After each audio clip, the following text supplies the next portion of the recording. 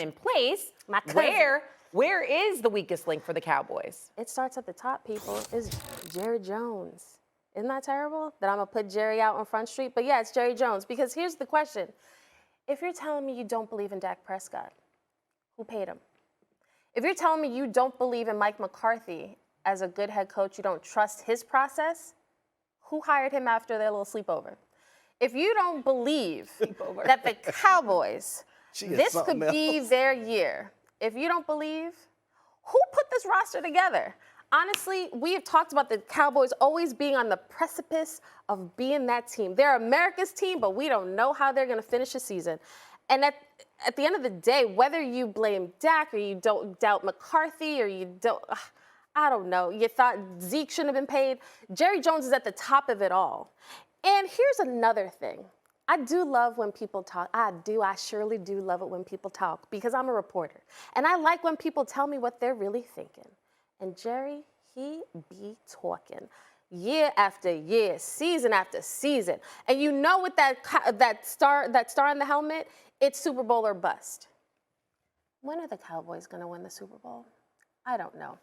But Jerry Jones always puts those expectations on his team, and they don't deliver. So you can say Dak, you can say Mike McCarthy, but he's the one who makes the hires, pays out guys, and at the end of the day, the thing he did get right is paying my cousin Zach Martin. I love that move, because now I feel better about that O-line and Dak. It's fair for him to put the onus on himself. I mean, he's the only owner that speaks to the media every week. You would think he was head coach, GM, OC, DC. Only owner that has a press conference at the game. After every game. He goes into the mic with the quickness. Let me tell you what the problem is. Okay, well, and Kimberly should not reveal that Jerry Jones is the problem if he is, in fact, the problem, because we need him. We need him for content. We need you, Jerry. Don't go anywhere. Okay, so for me, and I'm looking at this season, I'm going to go with that tight end group because you lost a guy in Dalton Schultz for the last 2 years that's been Dak Prescott's security blanket. So now you're counting on Jake Ferguson, Peyton Hendershot. You drafted Luke Schoonmaker.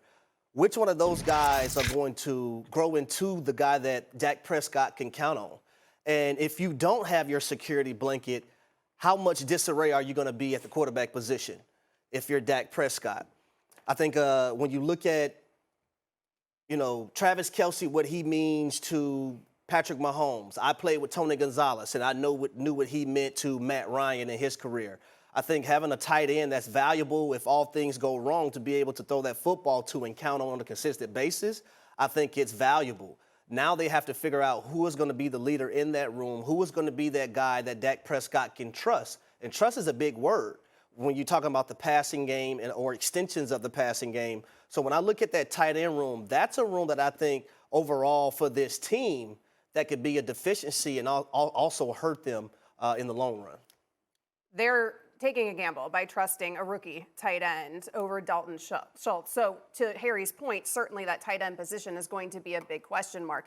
But it wasn't Dalton's best year last season anyways. I would say a middling performance there from him. So they might be okay in that regard. I'm also not going with Jerry Jones, to Kimberly's point, because as an owner, what do you want in your ownership group? You want an owner that's willing to spend money. And Jerry Jones is willing to spend money. And he certainly is committed, and he certainly is loyal, and maybe sometimes to a fault. For me, the weak link here is still probably the obvious in Mike McCarthy. And it's Mike McCarthy taking over the play calling now with the departure of Kellen Moore. We're talking about a team that had 12 wins last season.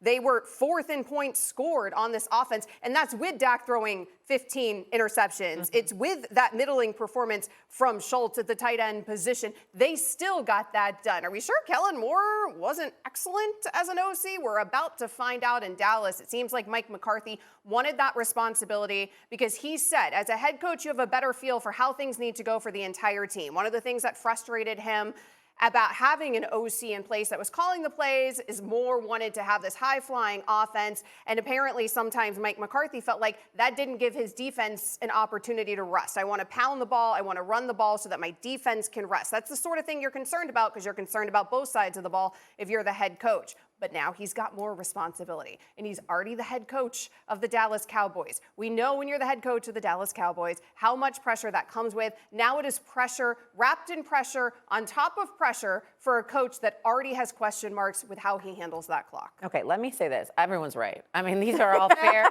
These are all fair weaklings for the Dallas Cowboys, and I think it's showing why it's hard for anyone to trust this football team, because there are holes and weaknesses that we've seen over time come to Only fruition. on the offensive side of the ball, though. True. We're not talking about and things so like let this me- on the defensive side of the ball. Let me add to that, because for me, I would say the weakest league are the skill position players. You have your feature back coming off injury in Tony Pollard. And while CeeDee Lamb is a great number one option for Dak Prescott, and they clearly have a rapport, he led the team last year in drops. And on top of that, I know they ended Brandon Cooks, but he really didn't have any help. If you look at all the wide receivers combined, they had less touchdowns than just CeeDee Lamb alone. And again, you're seeing the drops on the screen. He struggled from time to time. And if you want to keep up with the likes of, I don't know, the Philadelphia Eagles, better be able to score, and you better be able to facilitate the football to someone other than yourself, Dak Prescott. So for me, I think having an elite skill position group is only going to help them go as far as they want to go in the postseason. And this could be a very weak link for them. And so you look at the list of skill position players. Mike McCarthy is the new play caller there. Jerry Jones for assembling what he did. And then, of course, the tight ends. This could be problematic in Dallas if all these things come true. Well, the thing that makes me nervous is Mike McCarthy on a frequent basis saying he wants to run the football more.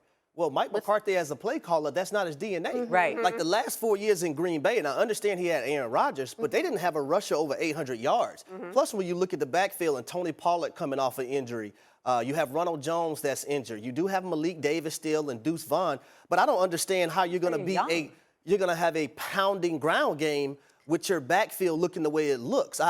It doesn't make sense to me. You can't have Tony Pollard, but he's not that. No. He's not that guy. You don't want him out there like that. That's why you use up Zeke, and then you got rid of him, because he was the guy who was going to churn up all those yards, and then Tony Pollard would come in and put the exclamation point on it. Patrick Mahomes recently talked about chasing Tom Brady's 7 Super Bowls, telling Peter King this: 7's a lot, but I'll strive to get as close as I can to win 7 Super Bowls and be in 10 Super Bowls. It's crazy to even think about, even for me today. The other stats kind of come with it. I knew at Texas Tech I put up a lot of stats, but didn't win games. When I got to the NFL, I knew I wanted to be a winner. So trying to catch up to Tom Brady is no easy feat. We know this. He's got 7 Super Bowl rings with 2 different teams, and he retired recently and was in his 40s. But do you think that Patrick Mahomes can do it? What do you think, Harry? Why y'all want to start with me? My mom and dad always taught me, You brought out you brought out your I was Kansas raised suit. right. You My brought out mama, the Kansas Stephanie suit. Latrice Wade Douglas, raised me to let these lovely ladies go first. So that's what I'm going to do. I'm going to let y'all have the floor. He doesn't know He's what not to gonna do. do it. Oh, I know what. I know what to say. I know what to say. He wants to evaluate what we say. You're a waffler. We already know. You switch up. I know what I'm going to say.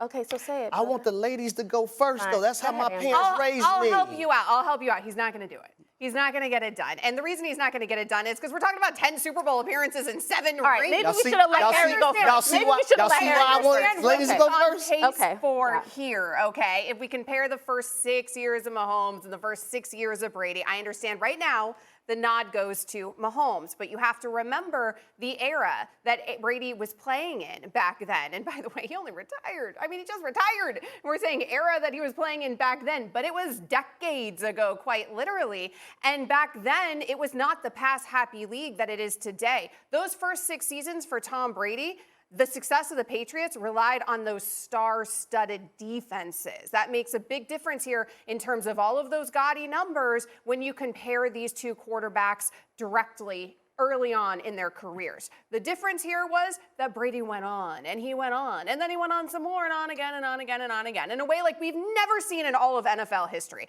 So if I was a betting woman, this has nothing to do with Patrick Mahomes not being excellent and not even being the greatest quarterback of his generation. But if I was a betting woman, the easy money here is to bet against this happening because it's so improbable. Also, you have to remember the competition that Brady faced there in the AFC East for a couple decades. The Jets, brutal. the Bills, the Dolphins. We were all very helpful to you, Tom, in a way that think that- And Patrick cruising Mahomes in is home not. field advantage. That plays to the point I'm about to make. Ooh, drop it, Harry. You know, but I think Patrick Mahomes has a wonderful opportunity to exceed Tom Brady as being the GOAT. Now, and I don't think it's going to take 7 Super Bowl wins to do so. When you look at the first 5 years of both guys being a starter, and Amber, I understand there were different times and the way the game was being played, but that's not Patrick Mahomes' fault.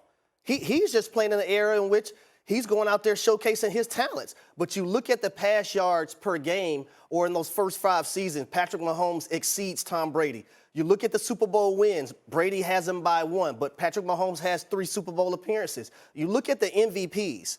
Patrick Mahomes has 2, Tom Brady has 0. Now you go looking at numbers. When I look at, the passing yards that these 2 guys have had in their first 5 seasons. Patrick Mahomes' first year as a starting quarterback threw for 5,000 yards and 50 touchdowns. But we didn't know what we were seeing. We didn't even know what we were looking at with Patrick Mahomes. We were all confused about his fundamentals, what was happening. We just knew it was greatness, but we didn't even understand how good he could possibly be. Well, look at what we've seen the last 5 years. Do you think there's an opportunity he could surpass Tom Brady? I don't think it matters how many rings he wins. I think when his career is all said and done, if hopefully he can stay healthy for a long time, like Tom Brady was able to, yes, I think he will surpass him as the GOAT. We're talking about a guy. Rings matter, but Marino would like to have a word. We're talking about a guy in Patrick Mahomes who's never passed for less than 4,000 yards in a season. He's had 2 5,000-yard seasons. Tom Brady didn't do that till later in his career. He would today if he was the same age as Patrick Mahomes today. He would. Well, here's the thing. Patrick's not going to need to play till he's 45. No. He's already – the fact that we look at Patrick Mahomes' early career against Brady and say, well, right now, Patrick has had more success. But we have the benefit of seeing Brady's entire career in totality. We don't know what the future holds for Patrick. Initially, when I read this question, I was like, ain't no way. Ain't no bleeping way. But then I thought, here's what we always do with Patrick. We always underestimate this guy. We always take him doing the extraordinary. Wow. Him doing the complicated and being like, oh, that's commonplace. That's just Patrick. Preach, Sister Martin. What? When you look at Patrick Mahomes, he has 2 characteristics that make me say, yeah, we should never doubt what this kid is capable of. It's his drive, Brady-type drive. But what he has over Brady is otherworldly talent. The way he moves the football, the way he can take over a game. And you talked about the rules and how it's a different game. That benefits Patrick. You make it so much easier for quarterbacks to actually quarterback and pass in this league. I have no doubt Patrick doesn't need to play till he's 45. I think if there's anybody who can do it, it is Patrick, and I will not ever think that Patrick can't do something. So let's hypothetically say that Patrick Mahomes only wins 4 rings. But yet, he's in it year, goes to Super Bowls, gets bounced in the conference championship game, whatever it is. Can he still do it?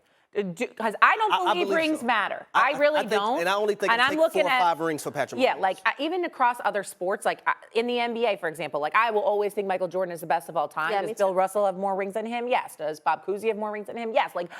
But that to me doesn't matter. So I truly don't think it matters. But do you? Because 4 compared to 7 is a big difference. Well, I understand that, but Patrick Mahomes and what I'm seeing with my eyes should be able to tell everything that you need to know. But you're also going to see it with Joe Burrow. You're going to see it with Josh Allen. Will we? Will we? I don't think you can't bring those other guys up until they win Super Bowls. But in this scenario, they will be because Patrick only has 4 in this hypo. But it could be floating. Yeah, I guess. Right? I guess. So how many does Joe have in that hype?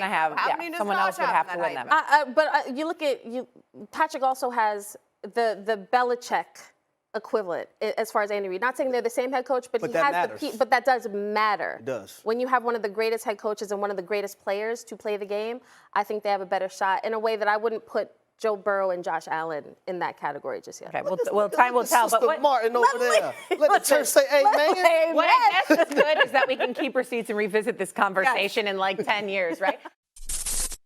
Thanks for watching ESPN on YouTube. For live streaming, sports, and premium content, subscribe to ESPN+.